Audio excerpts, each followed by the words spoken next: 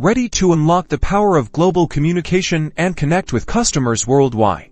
Let's dive into enabling international SMS on your Twilio account, boosting deliverability, and staying compliant with regulations. First, log into your Twilio account. Now, let's verify your account standing. Head over to the billing section to ensure your account is in good order. This is essential to avoid any disruptions when sending international messages. Next, let's talk pricing. Different countries have different SMS rates, so it's crucial to understand the cost involved. Explore the SMS pricing page to see the rates for the countries we'll be sending messages to. This will help you plan your budget accordingly. Now, navigate to the Geo Permissions page. Here, you can enable the countries you wish to send SMS messages. To make sure to enable the countries you will send the SMS. Lastly, let's discuss compliance. Regulations vary from country to country, so it's critical to understand and adhere to local requirements. For example, you may need to implement opt-in mechanisms or include specific disclaimers in your messages.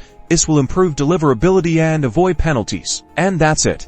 You're now equipped to send SMS messages internationally with Twilio. Happy connecting!